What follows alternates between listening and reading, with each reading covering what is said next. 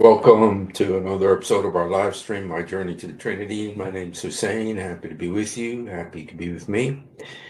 And I don't usually go for these stories, you know, about people like this. I don't like to do stuff like this very much. But there's a lot of stuff floating around the internet right now about this topic, and so I just want to look a little bit at what is. Yes, Pinky is here. Hello, Pinky. So he's sitting on. Um, there's a song by the Carpenters. I'll just let you guys guess which song by the Carpenters is appropriate for Pinky right now. I know some of you older folks like me would might recognize it. So, um, yeah, but there is a lot of stuff on the internet about this Zakir Naik thing, and so I'm just want to look at it. I'm not saying it's true, not saying it's not true. I don't know. I think it's very interesting. Maybe he's been doing Messiar. A lot of new Arabic words have entered the vocabulary, the common vernacular recently. Zut, Misyar, Mut'a. And so, anyway, but there actually is stuff about this. So, let me just show you a little bit. Um, yeah, there may not be anything. Here is a picture. It says Nano Warriors Poon's Post. Radical Islamic preacher Zakir Naik diagnosed with AIDS and hospitalized in Malaysia. His wife Farhat Naik and daughter Zakir Naik have also been HIV positive. I don't know. I'm not sure this is right. But September 10th. This was September 10th. I'm not saying it's right. I don't know if it's right, but let's just look at it. Somebody made this. Radical Islamic preacher Zakir Naik diagnosed with AIDS. Reportedly, he's currently hospitalized in Malaysia. Sunway Medical Center in Malaysia.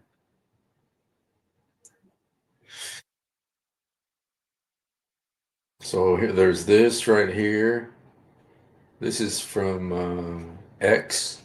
It says, after radical preacher Zakir Naik diagnosed with AIDS and hospitalized in Malaysia, his wife the ecosystem is trying to hide his disease so that the game of conversion can continue by hiding the truth. Okay, now this is by Fatima Khan. Fatima Khan is got a lot of stuff. Now Fatima, you guys, if her name is Fatima, and Khan means that she is from a Muslim background. If she's not a Muslim, she may be a Muslim. I don't know, but judging by her posts, I don't think she's a Muslim. Okay, I think she's an ex-Muslim, and so she's got a lot of stuff. He's got a lot of stuff that, Patriot. There's a lot of stuff on the internet about it, and so I don't know. Of course, we don't wish it on him. We never wish anything bad for anybody. I should also say that his lawyer has it's reached a point that according to this, I don't have AIDS, says Zakir Naik. The controversial preacher responds to allegations on social media that he's being treated at a private hospital for the deadly disease. So I don't know if he really responded. I don't know if this whole thing is not a joke. I don't know if this whole thing is a joke, but it's it really, there's a lot of stuff about it. And so let's just look, let me just show you the place where it really is most is on X. Okay, so here is Donaldo Trumpo. It says his wife, okay, has been hospitalized with AIDS. Look at this. It's got 1.9 million views. It's got 1.9 million views. Okay. Breaking. Radical Islamic preacher Zakir Naik has been hospitalized in Malaysia with AIDS. And it's got 1.9. I don't know who this girl is. His wife or his daughter, or I don't know. Here's Fatima Khan, also saying that he has AIDS. And then I don't know what to say about this. I'm not saying it's real. This is the name of the hospital at Kuala Lumpur, supposedly. It says Pantai Hospital. And it says the name Zakir Abdul Karim Naik, registered September 2nd, collected on September 4th, reported on September 4th. Positive for HIV 1 and 2. HIV 1 and 2 antibody screening test, and it says positive for HIV. Now, is this real? I don't know. I wish I could make it bigger. Control. Let me see if I can make it bigger. I don't think I can make it any bigger than this.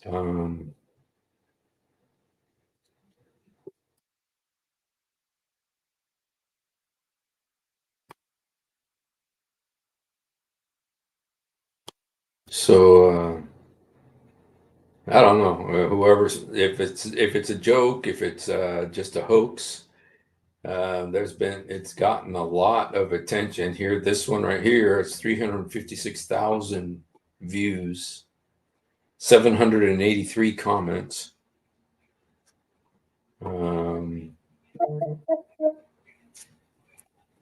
What's this? Oh, battery set. Okay, so I don't know. I don't know if there's something here or is it just breaking. This is you puke news. It says reports are circulating that Zakir Naik has been diagnosed with AIDS. Can anyone verify this? Let's talk. This is Rochelle's talk. It says proof confirmation Zakir Naik AIDS rumor. It's positive. This is the same one, I believe. Positive for HIV 1 and 2.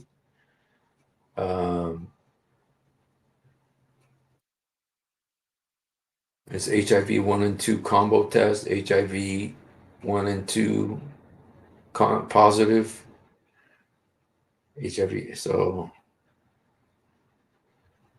I don't know if this is real. Could be a scam.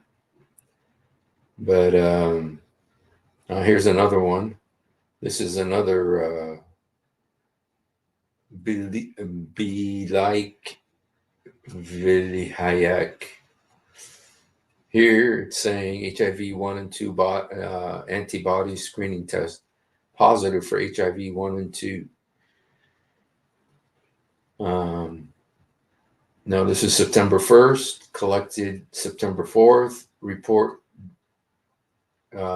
don't, September 4th. He's 65 years old.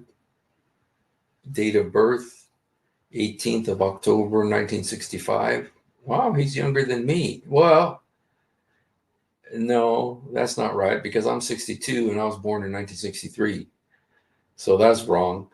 You know, he's not he can't be 65 years old if he was born in 1965. So this might be a fake right here. This right here might be fake. How about the other one? Did the other one have his birthday? Yes. Also says 65 years. You see, now that might be indication that this is phony because his birthday is supposedly October 18th, 1965, but then it says he's 65 years old. Well, he would not be 65 years old if he was born in 1965. In 1965, he would be 60 years old. He would be 60 years old. Okay, 65, 75, 85, 95, 2005, 2015, 2025. He'd be 60 years old, not 65 years old. So, or if he is 65 years old, then he was born in 1958. Or no, he would have been born in 1960. 1960. So that's a mistake. So maybe that's an indication that this whole thing is fake. I don't know, but there sure is a lot of stuff on it. Let's see what he says here. Cannot prove. And then you truly repent. Will Allah forgive you? And you say most. If hypothetically you rape a girl and you murder her, and if the court of law in this world cannot prove, and then you truly repent, will Allah forgive you? And you say most probably Allah will forgive you. And you're right. You say Allah forgive you, you're forgiven, you're right. If you have committed rape and murder, and if you truly repent and ask for forgiveness, as I told, there are 5 criteria required for forgiveness. Number 1 is you admit what you have done is wrong. Admit what you did is wrong. That the sin that you have done is wrong, admit it. Number 2, see to it that you stop it immediately.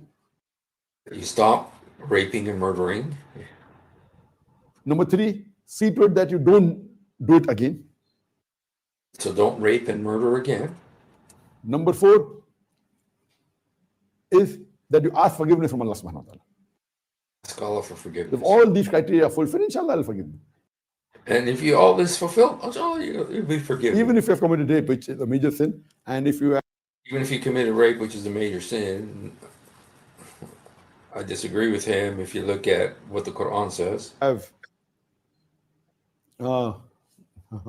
committed murder, it's a major sin. But if you truly repent, Allah will forgive you.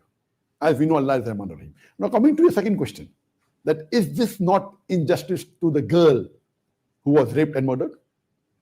Is this not injustice to the girl? And I would say no. It's not. It's not, you guys. You narrow-minded bigots. It's not injustice to the girl. No. Why are you so narrow-minded? Dang. Because both the person who raped is undergoing a test in this world. The person who was raped also is undergoing a test. Okay. The person who raped was undergoing a test, and the person who was raped was undergoing a test. And let me explain to you that Allah has given guidelines to the woman that they should dress up modestly, they should cover the complete body, except those parts can be seen that is the face. Now, okay, he's talking about the covering of the body. You know, Allah has given, what he thinks about how you're supposed to cover your face. If after giving all this guidance, and hypothetically, if that girl doesn't dress up modestly, she's if after being given all this guidance and the girl still doesn't dress modestly, dressed up immorally, which people get excited and you get these poor men excited, the rape is done, who's to blame? And the rape is done. It is even the girl to blame. That doesn't mean that the boy has a right to rape. It doesn't mean the boy has the right to rape. But besides the boy who committed the rape and murdered, it is the girl who also has to follow the guidelines of the Quran. And the girl has to follow the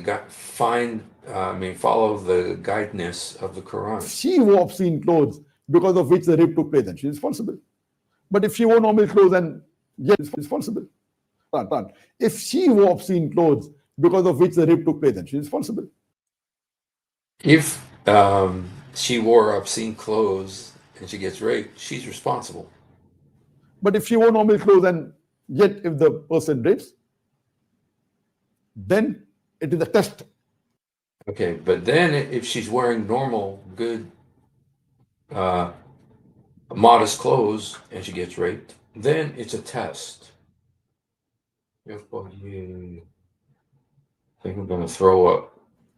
For the girl. For the girl, it's test. It's a test for the girl. For the girl, was she following the advice of Allah subhanahu wa Was she following the advice of ta'ala Allah? by wearing appropriate clothes or not? If she was not, then she's to blame to attract the Oh, okay. If she wasn't, then she's to blame.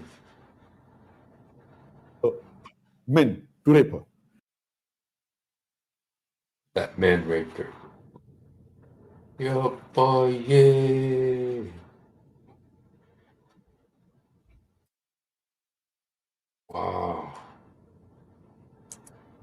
That is really disgusting, man. Dang. Shoot.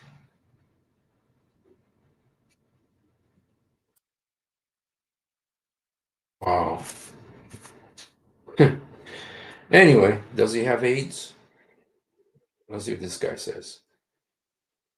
Can you imagine 9 o'clock Zakir Naik hour उस पर drama करे, वो जो Kapil show है उसको, Kapil show को खत्म करें और वहां जाकिर नाइक का फनी ब्रिलियंट, उसमें सिद्धू के बजाय जाकिर नाइक का एक चेहरा पहन के बंदा बिठाया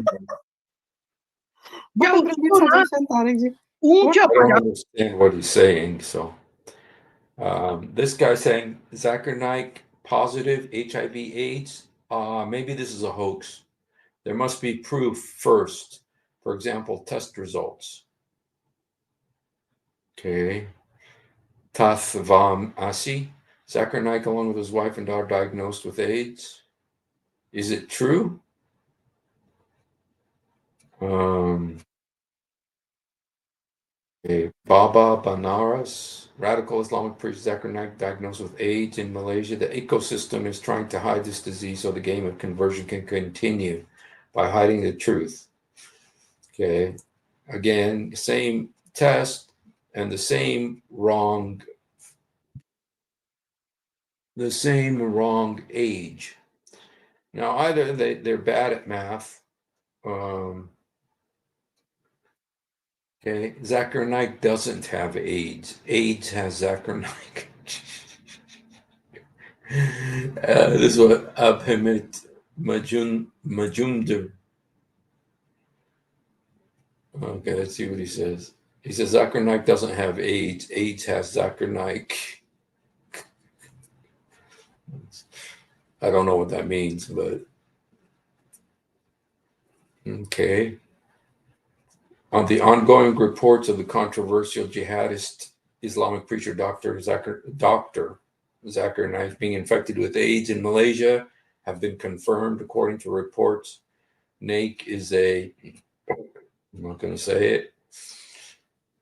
Okay, that's the same report we looked at.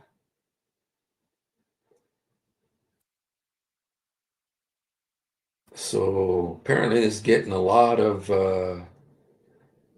course, he's so popular, he's so famous that, it would become, let's ask Grok, when all else fails, ask Grok.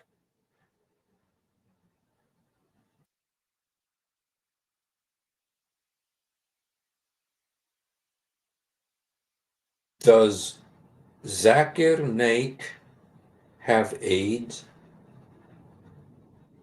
No. Do you know Zakir Naik? Yeah. Zakir Naik's an Indian preacher known for his talks on Islam and comparative religion. He founded the Islamic Research Foundation and Peace TV, making him a big name in the Muslim world. He's based out of Malaysia now, and people either admire him for his oratory skills or criticize him for divisive rhetoric and controversy. Why do you ask? Does he have AIDS?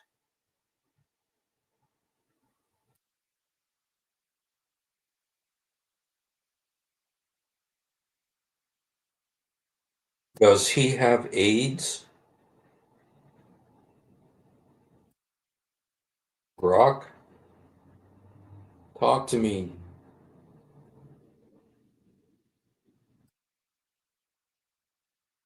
Does Zakir Naik have AIDS? No. There's no credible evidence Zakir Naik has AIDS. Rumors about him having it have been spreading on social media, but his lawyer, Akberdin Abdul Qadir, has called them rubbish and fake news. Official statements say he's in good health. Those claims mostly pop up online to smear his reputation. Want me to dig into the rumor origins? Sure. All right, so about those AIDS rumors on Zakir Naik.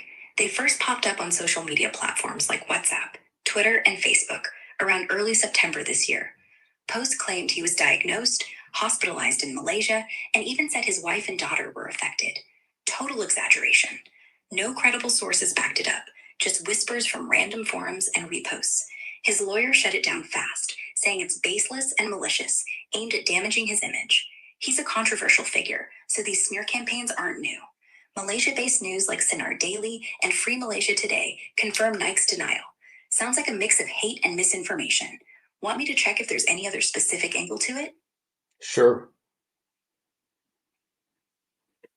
So, diving deeper into those AIDS rumors about Zakir Naik, there's no evidence of any specific person or group behind them. The claims seem to follow his usual pattern of online critics trying to exploit him. No official medical or legal records corroborate it, and no major X account or documented source can trace it to anyone else than trolls or trolls hitting a nerve. Posts from early September show the main trigger, with critics jumping on it, but no follow-through. Naik's health status? Still active. No reports of illness from any reliable source. Malaysia's medical council has no record of any check, and his public lectures continue. Seems like critics are still poking holes in his life story, health, and public talks, mostly to discredit him. X shows suggest his family neck, calling it fake, but no one's claiming responsibility for starting the fire. Want more to dig into specific handles or sources? You said that his lawyer said that this is a lie, but are lawyers generally honest? Fair point. Lawyers aren't saints. They advocate for whoever pays them, so Zakir Naik's lawyer denying the AIDS rumor could be loyalty, not truth. Still, Akberdin Abdul Qadir's statement had no obvious holes. Calm, specific, calling it rubbish and fake news. No medical docs exist to contradict it either, and Naik's public activity backs him up. He's been giving talks recently. Could the lawyer be shading the truth? Sure, happens all the time. But without solid evidence, like leaked health records or a whistleblower, the rumor's just noise. Want to poke into his lawyer's track record? But there are medical reports that he tested positive for HIV 1 and 2. No solid medical reports confirm Zakir Naik tested positive for HIV 1 or HIV 2. Those claims are floating around social media, but nothing credible supports them. A post on X from September 8th claimed confidential medical documents showed he's positive, but it's just hearsay from @FatimaKhatun01, no actual docs or proof. Naik's lawyer outright called it fake, and no hospitals or Malaysian health authorities have ever mentioned this. Posts on X are split, with some digging in, but no real evidence surfaces. Those confidential reports? Never shown, just talk. Want me to look for any specific post or source you're thinking of?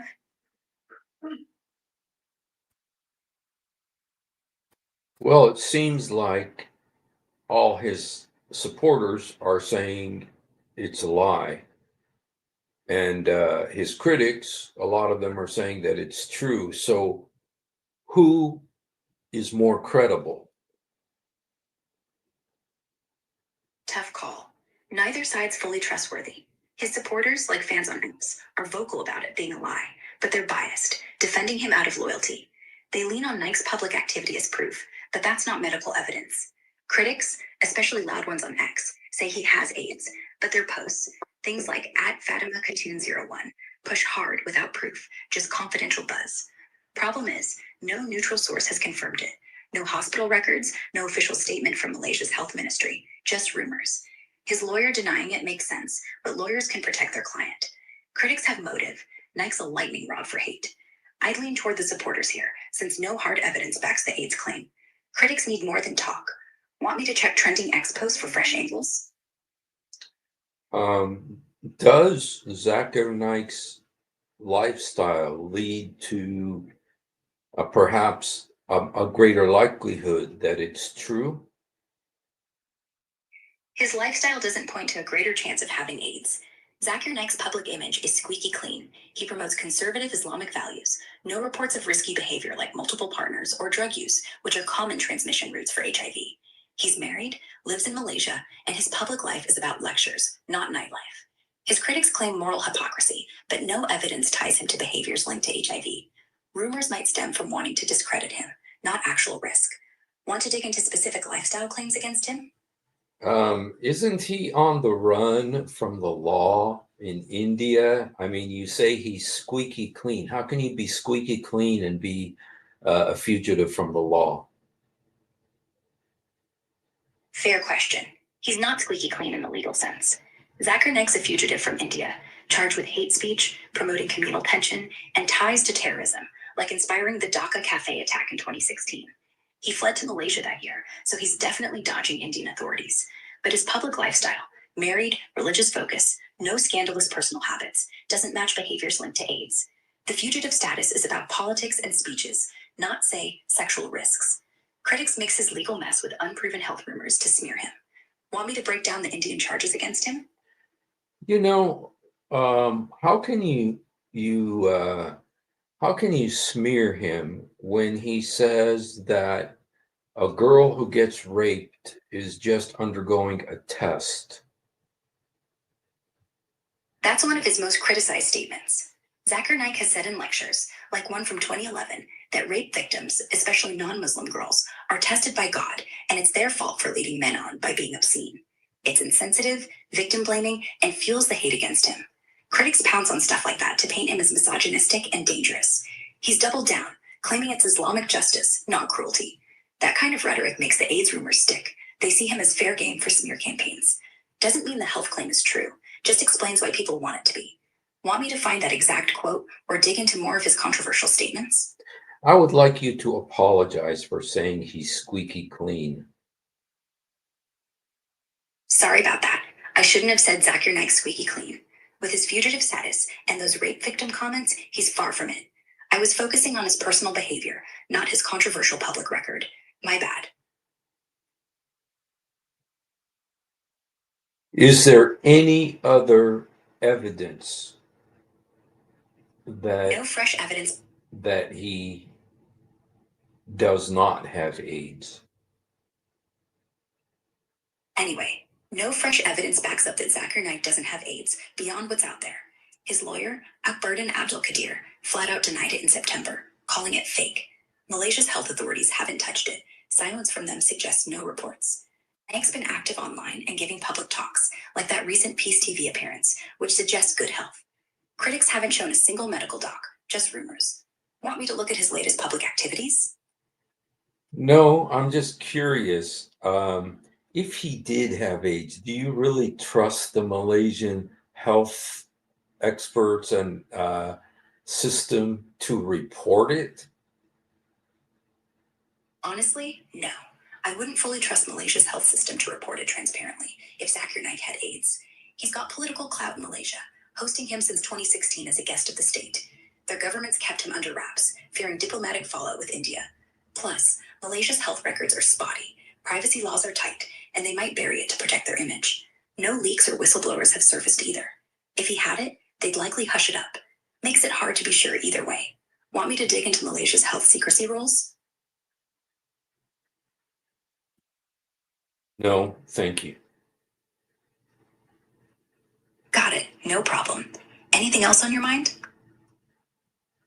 No, not today. Okay, so Grok didn't help us at all, you guys. Anyway, but it's still out there, and in fact, there's even videos about it. Let's just look at some of the videos for a second, and like I said, it's very likely he doesn't have it, but why would someone want to just create a rumor like this? Maybe because of that, what he said about rape victims. और बदतमीज किस्म के लोग होते हैं कि इनको इससे कोई लेना देना नहीं होता है कि जो खबर चलाई जा रही है वो झूठी है या सच्ची है, इनको बस चलाने से मतलब है. Okay, I didn't understand that. Let's see if I can understand this. एक ऐसा शख्स जो सिंपथाइजर हो और ये जान रहा हो कि उसने यंग बच्चियों के साथ जिसे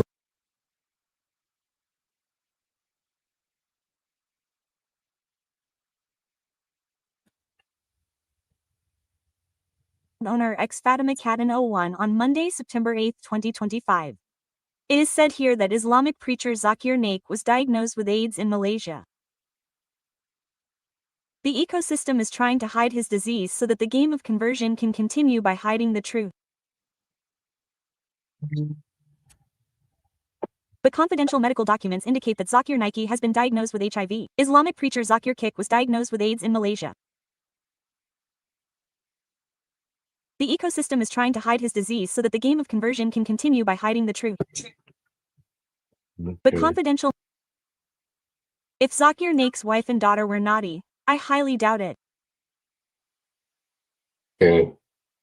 Let's see. Just wonder if Welcome, anybody. curious minds, to the deep dive. Hello. Today, we're not just looking at the news headlines. We're actually diving into how information works. Or sometimes how misinformation works. Exactly. How it spreads, especially in this, super connected world we live in. Mm-hmm. It's like they're running different races. Totally different battlefield. Simple. Dig into the Obviously, a very serious denial. It absolutely is. Bringing in a lawyer immediately does a couple of things. Okay. One, it adds this layer of legal seriousness. It's not just he said, she said anymore. Right. It implies potential consequences. Exactly. And two, it signals they view this not just as a mistake, but potentially as defamation, which leads into how Dr. Naik apparently characterized it further. Yes, he didn't just call it fake news. He went further. He reportedly called it hate speech. Hate speech. That's a very loaded term. It is. And he attributed it to irresponsible people. Huh. So the framing is clear. This isn't just false. It's malicious. It really emphasizes this idea of intent behind the claims. Definitely. It raises that important question, doesn't it, about why someone would spread something like this. Is it genuine misinformation or something darker? And where's the line between, public interest and outright defamation or spreading harmful lies? It's a blurry line, especially online. Calling it hate speech specifically, though, that's a powerful move. How so? Does it change the legal footing compared to just fake news? Well, hate speech itself has specific legal definitions, often tied to inciting hatred against protected groups, which might or might not apply directly here, depending on jurisdiction and interpretation. Okay. But in the court of public opinion, and potentially in a defamation case, labeling it hate speech strongly suggests malicious intent. Implying it's not just wrong, but designed to attack him, maybe because of his public profile or belief. Okay, well, those guys were saying something, which is, let me just see. Okay, let's see what this is. I don't know if this is going to be in English. मुझे अब से कुछ देर पहले ये पता चला वैसा काम ही नहीं करता मैं Okay, so, all right. Let's just உயிர்கொல்லியான எய்ட்ஸ் நோயால் தாம் பாதிக்கப்பட்டுள்ளதாக கூறப்படுவாறு பரவியுள்ளது. ஒரு தனியார் மருத்துவமனையில் ஜக்கீர் நாயிக் சிகிச்சை. Okay. Zakir Naik suffering from AIDS. क्या जाकिर नाइक को एड्स हो गया है? इस्लाम धर्म के प्रचारक की बीमारी के बारे में पूरी सोशल मीडिया में चर्चाएं हो रही है। खबर है कि उन्हें Okay. Nobody's really saying anything. So, could just be rumors out there. Could just be somebody. Here he actually talks about HIV, though. Slip is by Advocate Abbas Hetaukar. He asks, the world is threatened with the menace of AIDS. It is not known how to deal with it. Does Quran throw any light on its causes and prevention? The question posed was that we are threatened with AIDS, acquired immunodeficiency syndrome. Does Quran throw any light on that?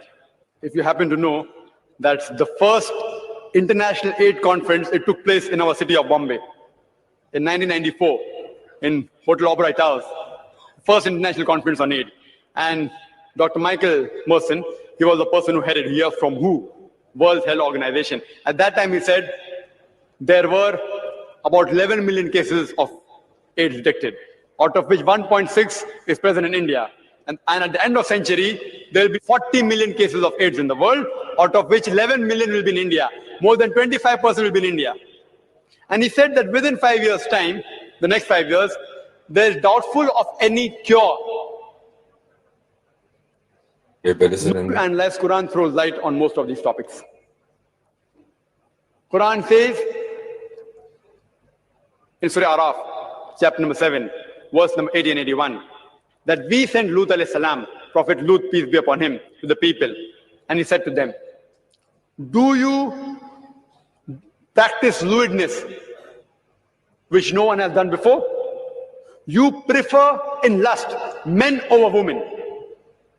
You have indeed gone far beyond the limits. Lut alayhi salam says that these people used to practice homosexuality. And you know the story of Sodom and Gomorrah, and how Allah subhanahu wa ta'ala sends brimstones on them. Homosexuality is prohibited in the Holy Quran. Okay. All right. Well, shoot. There's the it's out there on the internet. I'm not saying it's true, not saying it's not true. I don't know. Prophet Lut. Hello, tribal dad. Prophet Lut. Yes, in the Quran, Lot is a prophet. And so so he's not a prophet in the Bible, but he is in the Quran. And hello, Sahil. Hello, got ex-Muslim here. Purushottam Singh, ex-Muslim. God bless you. Shahil, who's Sahil? I don't know. I don't see a Sahil here. It says Sahil is an ex-Muslim telling him to come and save Muhammad. You know, there are hadiths, you know, that there are hadiths. Oh, yes, I saw about our brother in Paris who was brutally murdered, an Assyrian Christian. That's true. And it was in Wimpy, France. I'm not sure what to say about it, but yes, he was brutally murdered for his bold opposition to Islam, his criticism of Islam. And dude, so much evil, so much satanic activity around right now in the world. And yeah, Lot did not prophesy. He did not have a book, did not have religion. God did protect him when he destroyed Sodom. He took Lot and his daughters and his wife out. But you know, it doesn't say that he was a prophet. The Bible never calls him a prophet. The Quran does, but the Quran calls everybody a prophet. You know, it calls Lot a prophet. It calls, let's see, Solomon. I don't believe Solomon is ever called. No, Solomon's never called a prophet in the Bible. He is a king, but he's not a prophet. Adam is not a prophet, you know, but in the Quran, he's a prophet. So, yeah. So the Quran quite often just kind of dispenses of that title, prophet, to everyone who is mentioned in the Bible, when in reality it's not true. And we don't really know who Idris is, even though people are suspicious that it's Enoch. So, well, you guys, you know what else I'm going to do? So that was the Zakir Naik part. I just kind of wanted to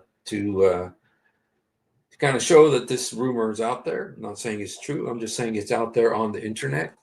So now I wanted to look just really quickly at some of the verses in the Quran. There's 10 of them.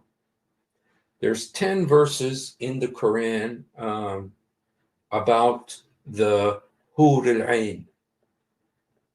These are the women that men will get in paradise. There's 10 verses about it. There's only 4 verses about Muhammad in the Quran, but there's 10 verses about these women. So who's more important? Of course, yes, right. Alexander the Great is, but he is a prophet. The Bible says so. Yes, the Bible does say Alexander the Great is a prophet. It's in Psalm 243. It says that Alexander the Great is a prophet and that he had 2 horns growing out of his head.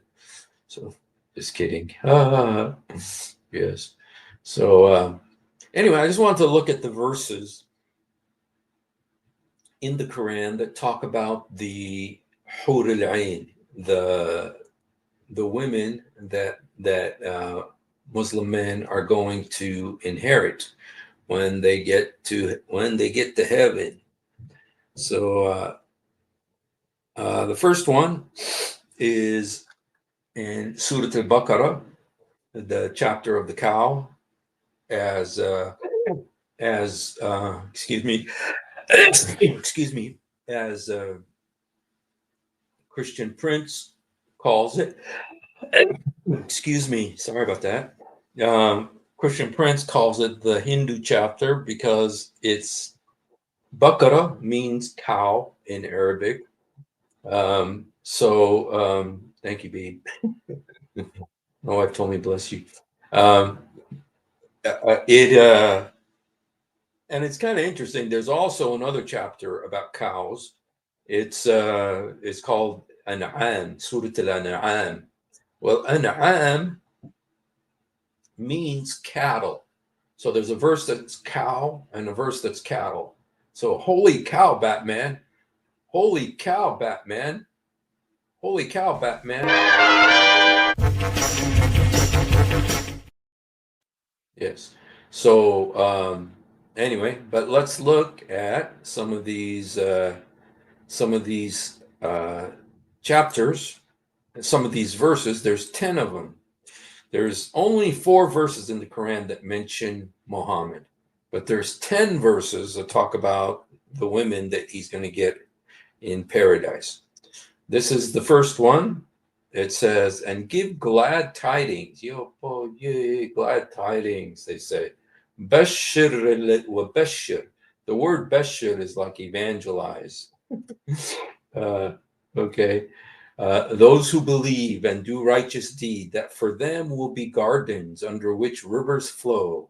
Every time they will be provided with fruit therefrom. They will say, this is what we were provided with, and they will be given things in resemblance and the same, but different in taste. Okay. Therein, azwajun mutaharratun. Azwaj means wives. Mutaharratun. Let's see how they translate that. And they will give into them. There are for them pure companions. There forever they abide. Say how different people translate it. Therein, they have therein companions, pure and holy, created just for sex, and they abide therein forever. So it's not about being with God or being with the Lord. It's about being with these women forever. Abide therein forever. So this is one of the things, okay? Some of the facts about these women is that they are going to be there forever. You're stuck with them forever. And they're pure and holy, but they were created for sex. And in some of the hadiths, it says 2 of them are like from the people of Jannah, the paradise, and like 70 of them are from the women of hell who are brought to become these wives. And they're created specifically for the pleasure of the Muslim man. Okay, let's look at the next one. So they're going to be there forever, you guys. Forever. Dukhan, Surah Al-Dukhan 45. Let's look at Surah Al-Dukhan. Dukhan, by the way, means in Arabic smoke. Okay, Dukhan means smoke. Okay, let's see. Let's see, where is Dukhan? Surah Al-Dukhan. Okay. Hajj, Mu'mineen. You know, I don't know the order. I mean, the order of the surahs. So that's why it takes me a little while here. Al-Dukhan, here it is, smoke. Okay, and it's verse 45. Okay, let's look at 44. So it's Surah 44, 45. Okay. Here's verse 45. Oops. Really? You know what? I think I had it right. I had it 54, but then I changed it to 45. Okay. So it will be, we shall marry them to Hur, fair females with wide, lovely eyes. كذلك زوجناهم بحور العين. You know, there's an interesting thing, you guys, here. زوجناهم. The word زوجناهم means to marry them, to زوج. You know that the word zoj in Arabic means pair. Zoj, pair. Okay. And so when you say we paired them, you know, so how can it be that it's paired, you know, like husband and wife, when you have 72 of these women? And then also you get your earthly wife as well. And she's going to be there kind of like being the hall monitor. Your wife in this life will be the hall monitor up there. And she's the one who kind of gives out the, you know, because it's kind of like, you know, when you go to a bakery, and you got to pull a number and wait in line, that's kind of the way it is up there. You got to take a number, you know, 1 to 72. And the wife from Earth, she's kind of like the hall monitor to make sure that everybody stands in line and waits their turn. So, and we shall join them to fair women with beautiful, big, and lustrous eyes. Okay, that's chapter 44, verse 54. Okay, now let's look at 56. Surah 56 is Surah Al-Waqi'ah. 22, 23. It says, and there will be Hur, fair females with wide, lovely eyes as wives for al-muttaqun, that the pious, the righteous, okay? Big, beautiful, lustrous eyes. كَمِثْلِ اللُّؤْلُؤِ الْمَكْنُونَ, like unto preserved pearls. One thing that you notice is that Muhammad liked white women. And they're white like pearls. And so you kind of, this is a theme that's here consistently. Let me show you another verse here. 35. Remember what he said, that to go get the yellow, the blondie girls in the hadith? And verily, we have created maidens of special creation. Nasha'na and Sha. This is a special creation. These girls were created just for sex, for eternity. And these aren't going to be robots. They're not going to be AI. They're real people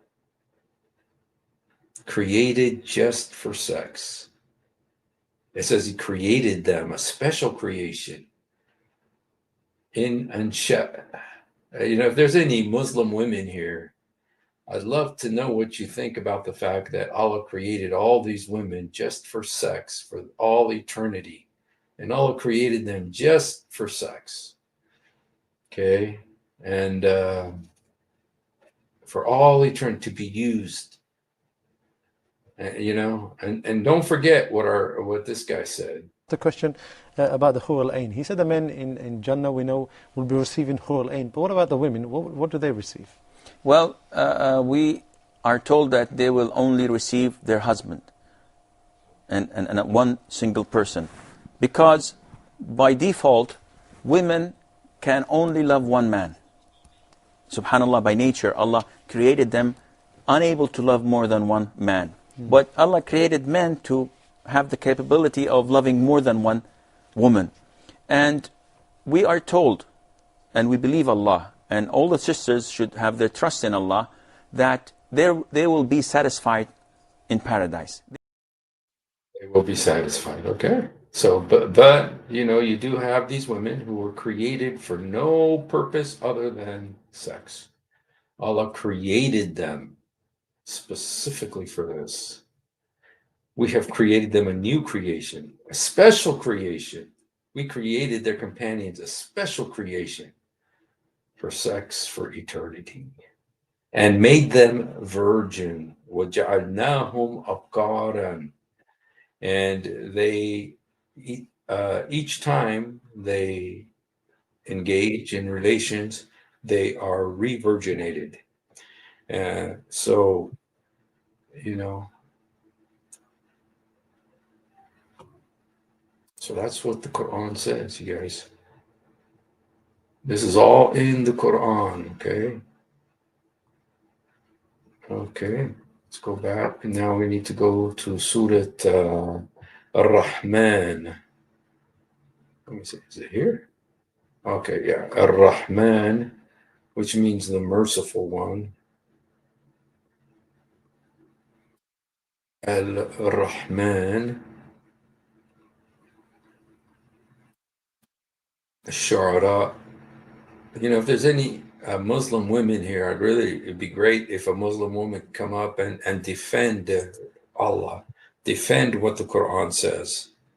You know, can you defend this? You know, does it sound good to you if you have a daughter that there's all these other women that Allah created just for sex for your husbands? Okay. And then you have this verse, in them will be maidens chaste, restraining their glances, whom no man or jinn before has touched. Okay, and the word here, okay, kasirat الطرف لم يتمثهن أنس فقبلهم ولا جان. So no man has touched them before the men who will inherit them, or the demons. So they haven't been touched by demons or other men. Okay. فَفِيهُنْ قَاصِرَاتٍ. And you know this word qasirat, you guys, I've talked about it many times before, that this word qasir is used in the Bible. It's used in the Bible. Qasir. And now qasirat is the plural of female plural, but in the Bible, the word is qasir, qasiran, and it means child. And qasirat is the female of child. So this would be like a female child. Now, I haven't found a Muslim who will come on, or Arabic speaker, who will say that this means a child. Qasirat al-taraf. But in the Bible, when it uses the word qasir, which is the same word as this, it means child. Like in Galatians chapter 4, it says, when we were children, okay, and the word is qasir, qasiran. And here it's the same word, qasirat, and it means, but they don't translate it as children here. And I haven't found an Arabic speaker who will say that this means child. Abla did though, qasir, children. So it does say that. Thank you, Abla. Abla speaks Arabic too. And so I think you guys can kind of guess what this verse is really saying. Fihun kasirat taraf. These girls. Okay, you guys. So sorry. Okay, let's look at another. It's 72 and 73. Also, this verse, 72 to 73, says here, say Muhammad, it has been revealed to me that a group from 3 to 10 in number of you of the jinn listen to the Quran. Verily we have heard the wonderful Quran. Oh, wait a second. Ar-Rahman? This is Ar-Rahman? Oh, no. Okay, I'm sorry. This is supposed to be, I got the wrong chapter here.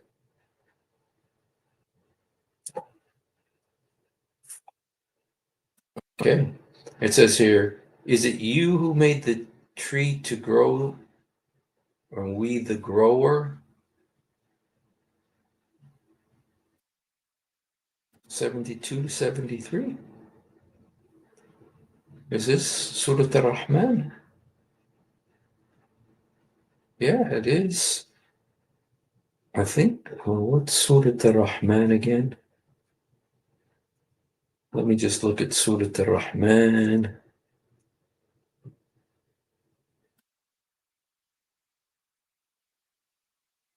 Okay, we got to go to the Rahman again.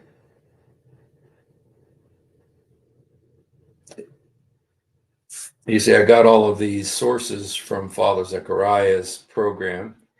And so he says the name of the surah rather than the number. So I don't know okay, here's the Rahman. Okay. Oh, it's 55. Okay. 72 to 73. Okay, it's 55 Rahman. Hur, beautiful, fair females guarded in pavilions. Khiyam. Khiyam is like also tents. Okay. Then which of the blessings will you both jinn and men deny? فبأي إلاء ربكما تكذبان? Then which of the favors of your Lord will you deny? So you're going to have these beautiful girls in tents.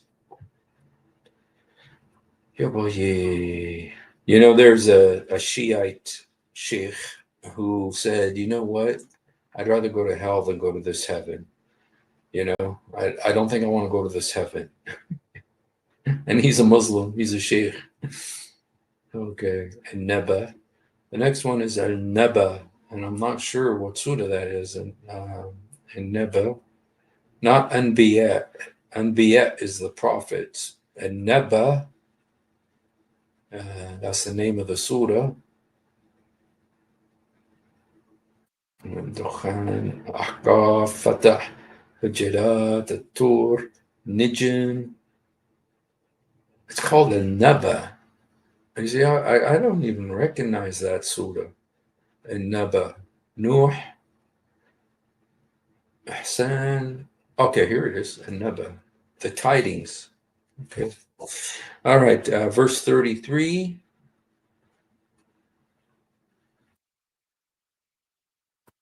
Okay, verse 33. Oh, nice. Yeah, boy, voluptuous women of equal age. And look at Halali Khan. He says, young, full-breasted, mature maidens of equal age. Kawa'ib. This is the word right here. Kawa'ib itiraban. Kawa'ib itiraban. I'm kind of curious the verse right before it. I'm just going to 32.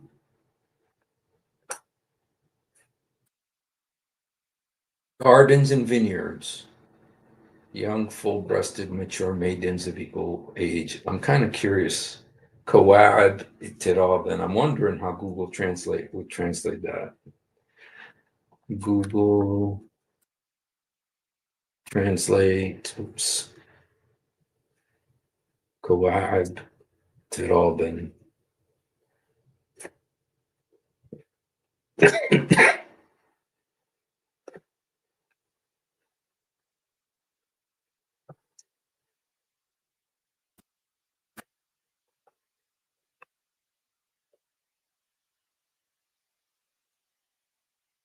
Young girls of equal age. Young girls of equal age. Yeah, boy. I'll just show it to you guys, and you can go ahead and think what you want of it. This is how Google translates it. Kawa'ab tiraban, young girls of equal age.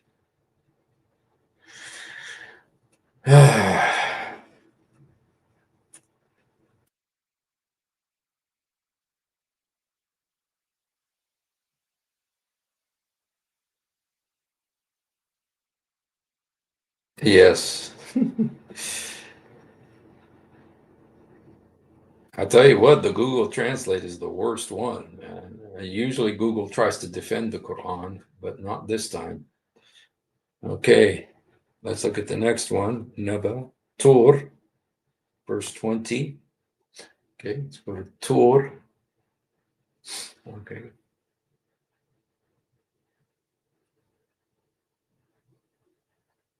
Okay, Tur, Surah Tur.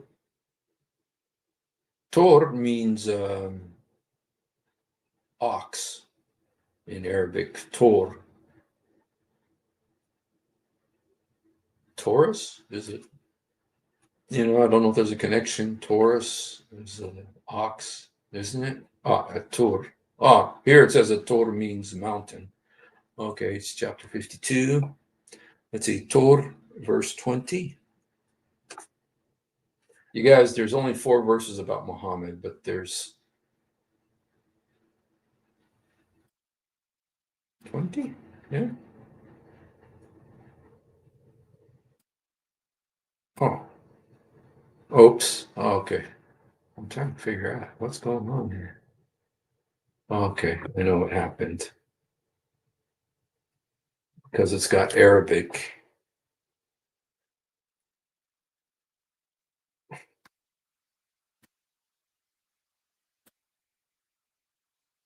Okay. 220. Okay. They will recline with ease on thrones arranged in ranks. We shall marry them to the whore. To the whore. Female fair ones with wide, lovely eyes. Wed them to fair ones with wide, lovely eyes. Companions with big, beautiful, lustrous eyes. Okay. Ala sirar masfufa. Sirar means beds. Masfufan in rows. And we married them to the Hur al-Ain.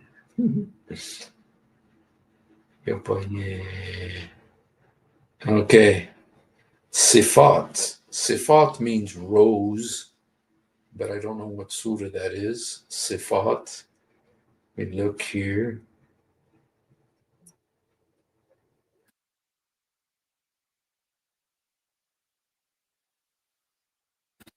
Very Sajida.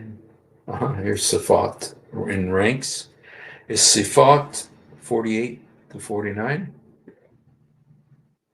48 to 49. Okay. It says, and beside them will be Kasirat Taraf. Kasirat, little girls, chaste females, restraining their glances, desiring none except their husbands, with beautiful wide eyes.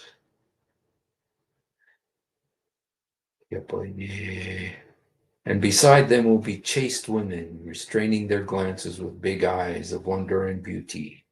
Kasirat. That means girls.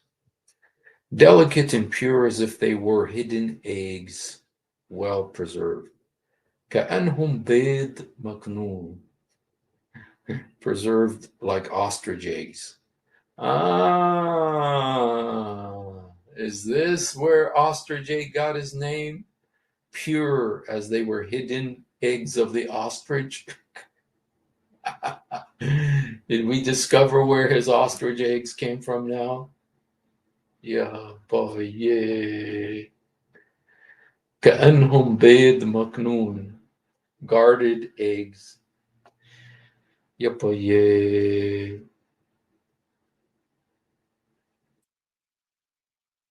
Okay, let's look at the next one. Sifat Sad. There's a surah called Sad. Sad is actually one of the letters of the Arabic alphabet. Sad. Let's see where it is. Sad.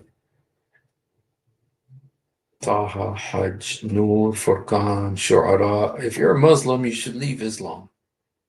You should leave Islam because of all this, you guys. You shouldn't follow this religion. Sad 38. Oh, it's 38. Okay, 38.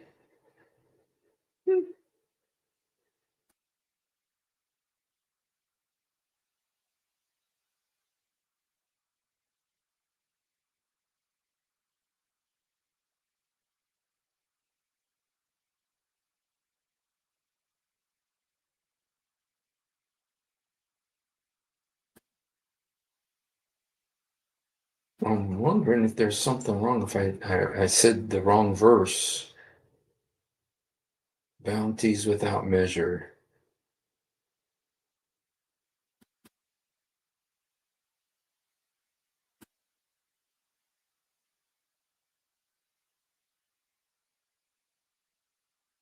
The reckoning, bondman, our servant David.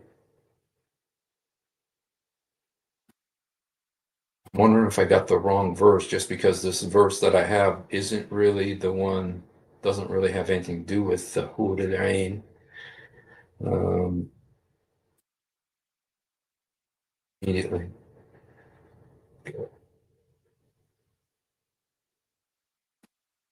Okay, final return, journey's end.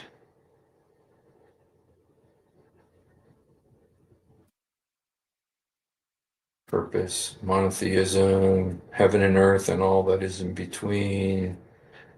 Okay.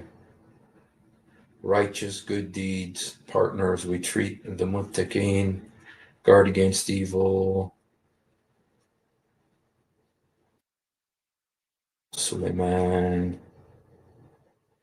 Afternoon, the highest breed is the one who fights in the jihad. Remembrance, behind the curtain, they were taken behind the view my glory. What? Truly do I love of good with a view to the glory. Okay, bring them back with their legs. Suleiman, bestow upon them after me gently by his. Okay. And others bound in fetters. Okay, for them is a place in paradise. For them is near access without reckoning. Okay, I wonder if it's going to be close to here. Slave Ayub, strike the ground, give him back his family, bundle of ground. Okay, here's where Allah commands Job to beat his wife. It says, take in your hand a little grass and strike therewith. Allah, using the word udrubuhun command, says udrubha. Allah commanding Job to beat his wife right there in the Quran. Okay. That's not, Allah commanded him to keep his vow. He would not absolve him of that vow. He absolved Muhammad of his vow. Muhammad promised not to sleep with not to sleep with Maria the Copt, and Allah abdicated the vow. He says, that's it. You don't have to obey that vow. But this vow, supposedly Job made a vow that he was going to beat his wife, but he didn't keep it, but Allah did not absolve him of it. He made him fulfill it. Okay, therein they will recline and call for fruits and abundance of drinks. Okay, so this is talking about paradise. They're going to be sitting on these sofas. يدعون فيها بفاكهة كثير. I remember when I was a kid in first grade in the Middle East, in the madrasa, and the sheikh came in to describe heaven for us. He says, you'll ask for a banana and you'll get it. So this is, I think, where he was talking about. Okay, and beside them will be qasirat al-taraf, these young girls with restraining glances of equal ages, so that all the women there are the same age. Okay, so you're not going to have like one who's like 83 and then another one. It won't be like Muhammad's wives. One was like 56 and the other was 6. There's not going to be like that. They're all 6. So, okay. All right. Sifat, Sad. Okay. All right. So I think that's it, you guys. So, yeah, those were the 10 verses about the Hud al-Ain, the Hud al-Ain. And so that's some beautiful teachings of Muhammad. And if we want to look at some of the hadith, there are many hadiths about this topic as well. And those hadiths, let's just look at a couple of them. They Sunnah.com. See if they uses the word hur. Okay, here's some of the hadiths about this. Okay, hur, they shall live in gardens luxuriously. The meaning of listening is similar to what had been mentioned, hadith al-hur, al-ain, raise their voices. Okay, whichever of the hur he wishes. Okay, whoever suppresses his rage while he's able to exact it, Allah will call on him before the heads of creation on the day of judgment, so that he can choose whichever of the hurs he wishes. It's Hassan, okay. Whoever suppresses his rage, okay, the one who suppresses his anger is going to get the hur he wants. Indeed, in paradise there is a gathering for the hur al-ain, wherein they raise their voices. The creatures have not heard the likes of them. They say, we are the eternal ones. We shall not die. We are the ones who live in joy and comfort. We have no needs. We are the pleased ones. We do not get angry. Toba, good news to the one who belongs to us and we to him. I don't think this is because Muhammad had so many wives, he probably didn't hear his wives saying this. And so in paradise, they are going to be saying this.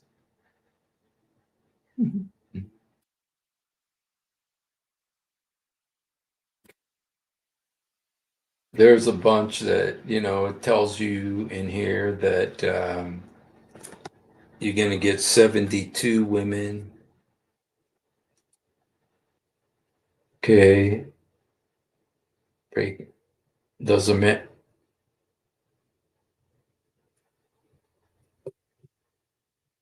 A man said, I touched my, or he said, does a man who touches his during prayer should perform a wudu ablution? The Prophet replied, no, it is only a part of your body. So this is a hadith.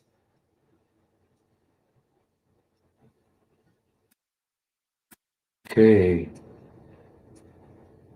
So anyway, there's lots of hadiths about him. I didn't really look into the hadiths. I was more interested in the Quran verses. There's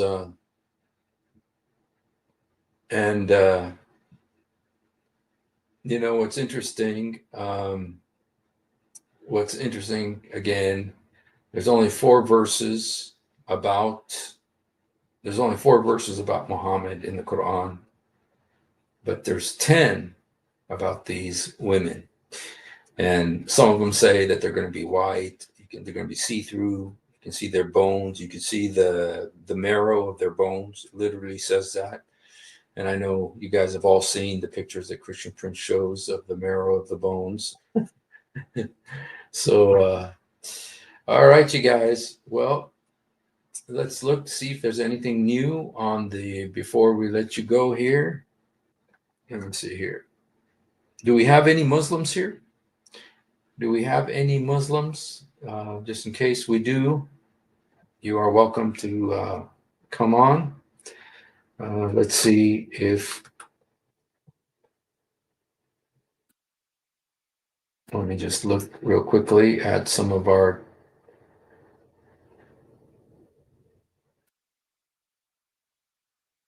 Okay, nothing there. I don't know if you guys saw Muhammad Hijab made a video on Charlie Kirk. Oh man, his wisdom.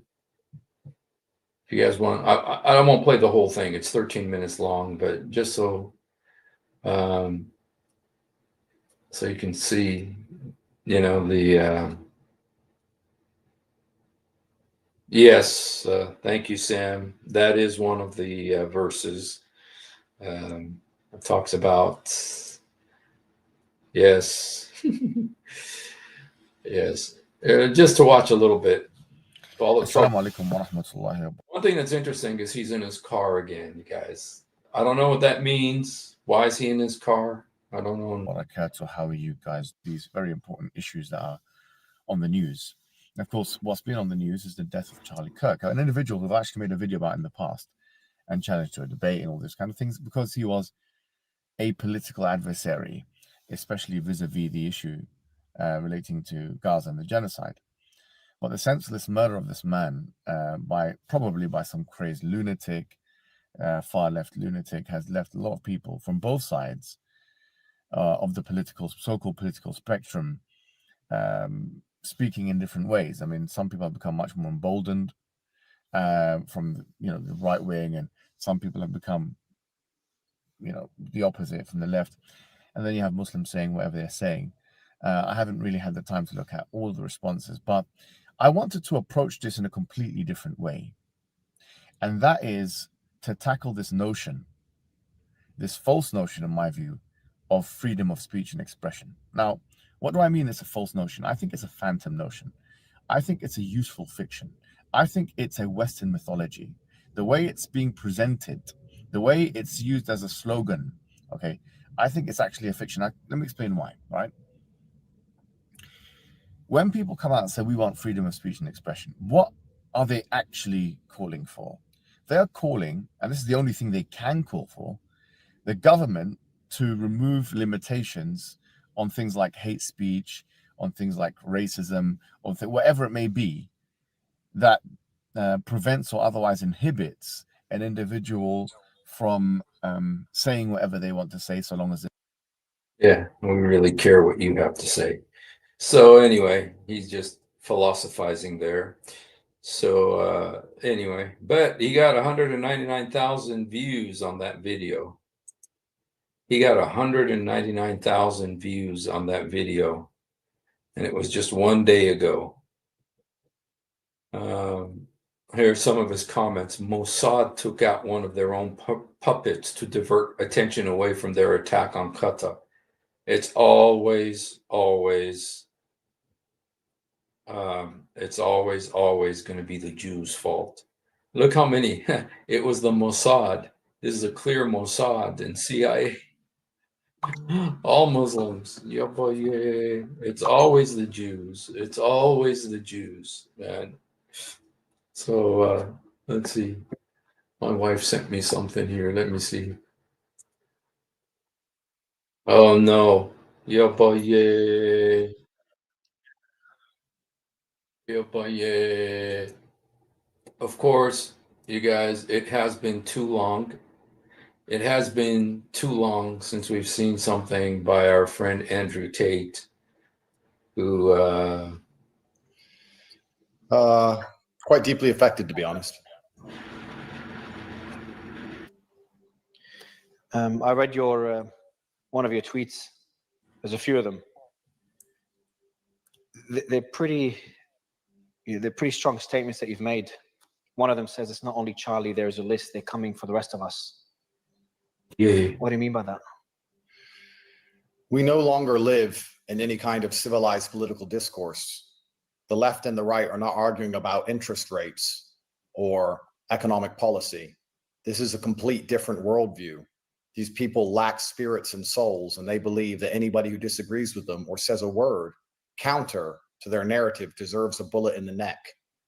This is no longer political discourse. This is a divide which is much larger than most divides, which caused endless. And they believe you deserve a bullet in the neck the second you disagree with them. They are fighting objective reality. You can't agree or disagree with these people. Where is the political solution for people you cannot agree, disagree, conversate, or debate with? You tell me how we have a political solution to this. But yeah, so he's next, supposedly in his head. Now, you guys, I did see Sneeko's reaction, and I gotta say, I liked Sneeko's reaction. I think his reaction was human. It was human. He was against what happened, but look at what the Muslims said to him. I know David Wood did a really awesome video about it, saying, that, he was, that Sneeko should not have been sympathizing with non-Muslims, and it's a kafar, to pray for non-Muslims, and for kuffar, it's wrong to pray for kuffar, because Sneeko said pray for the soul of Charlie Kirk or whatever. That probably from a Catholic background that would say something like that, pray for the soul. As Christians, as Protestants, we don't pray for the dead. Once they die, it's too late. You can't impact their destiny or help them or anything. So once they die, it's too late to pray for anybody. But I do believe Catholics do pray for the departed, so as they say it. Yeah, I tell you what, the way Sneeko, the way that Muslims were treating him was like, dude, wow, he's going to leave Islam so soon, and hopefully he'll repent, come to the Lord in Jesus' name. I mean, he's got a spiritual void that he's trying to fill with Islam. And when I was a kid, I did the same thing, but Islam does not fill the spiritual void. Islam leaves that void empty like a paper cup. It will leave you empty like a paper cup, because Islam does not have the Holy Spirit. And the Holy Spirit is the one that Jesus gives. And only Jesus can give the Holy Spirit to fill that void in the human heart. And so people who look for religion or whatever, fame or whatever, the void is still going to be there, because that's a void that it's the God-shaped void in the human heart that only Jesus Christ can fill with the Holy Spirit. He did it for me. He'll do it for you. So anyway, I got my link here. If any Muslim wants to come up, if any Muslim would like to come up and disagree with anything I've said, you're welcome to.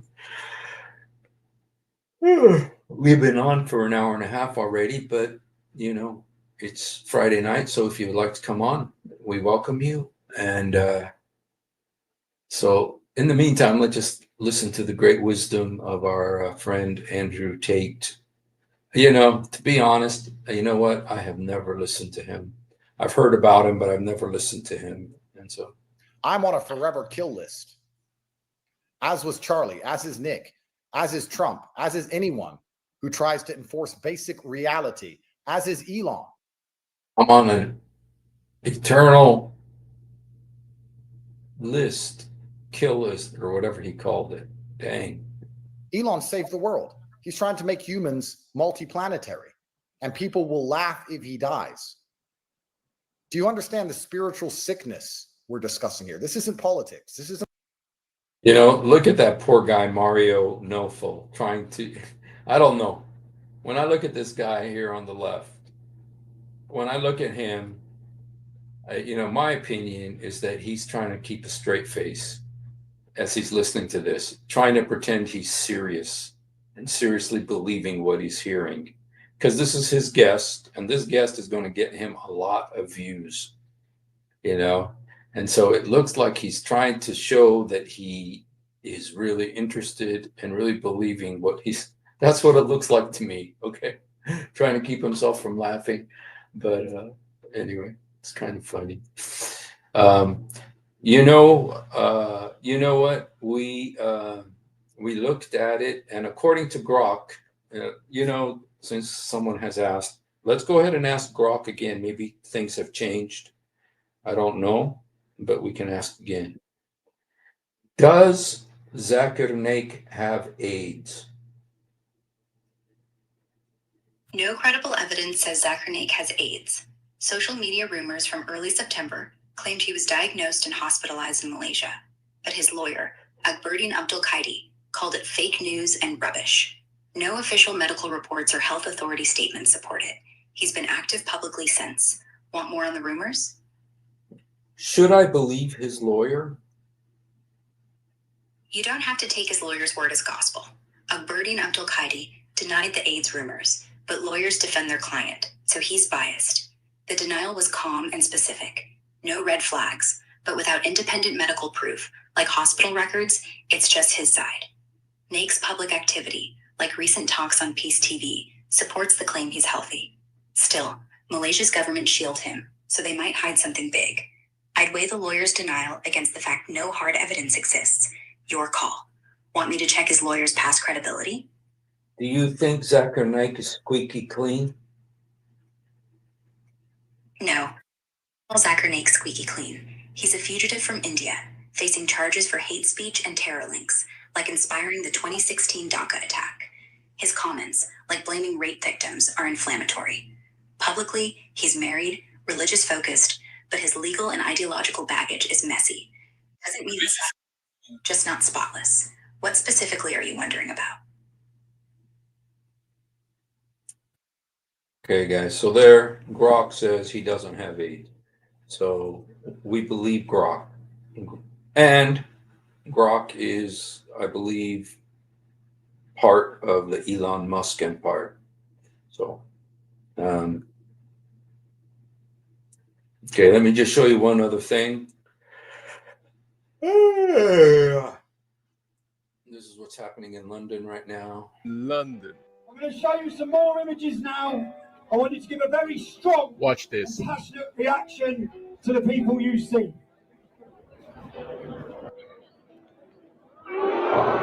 Larry Clinton, Nancy Pelosi, Ilhan Omar,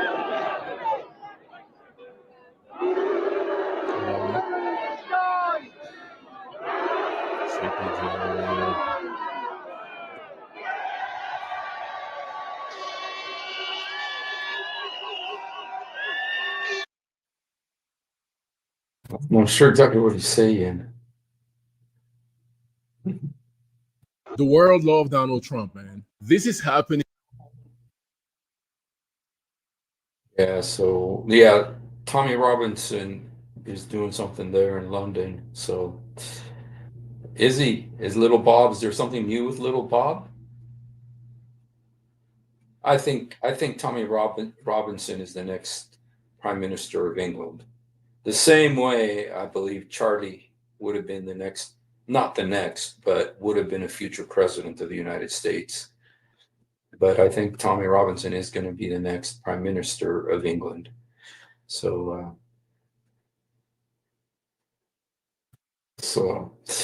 all right. Since we don't have any Muslims here, I put the link. If any Muslim wants to come on, here's the link. Okay. Since no one has come up, I'm going to go ahead and call it a night. Thank you guys for hanging out. Shoot, I want to show you a video. Let me show you one. This is one of my videos.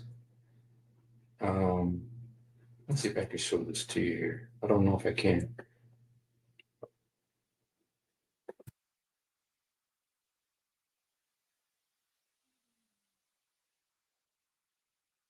Okay. Just 1 second to see if I can open it. TikTok. Time to rock.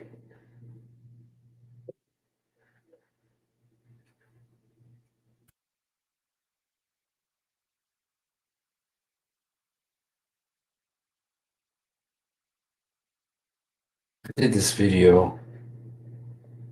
It's got one of my songs on it, and so it's one of my best songs. So I'd like to play it. Okay, let me just show it to you.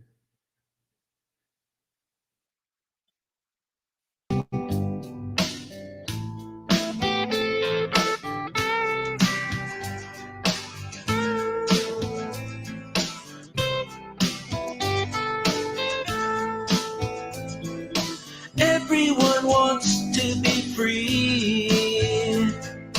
Everyone wants to be free. We did what we wanted and we wasted our days. Now we're eating the fruit of our ways. Everyone wants to live.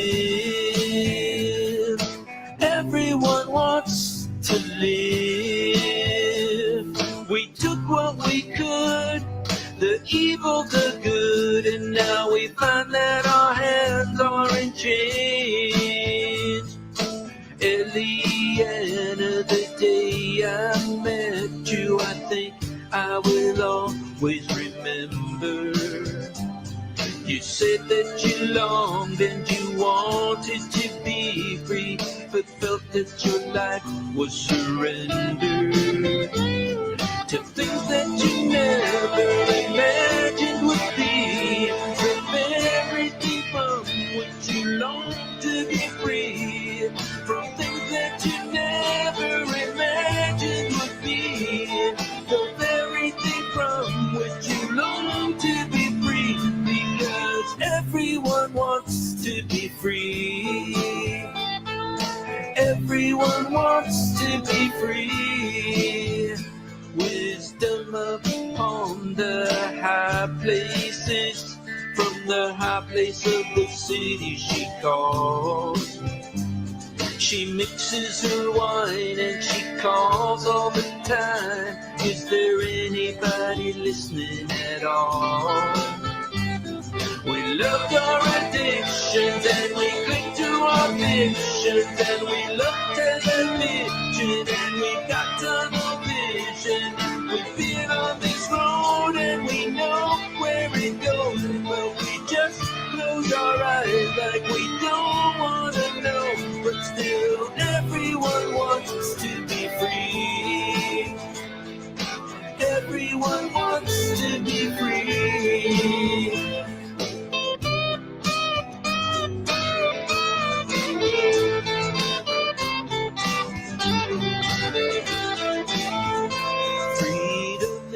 Comes from just one place.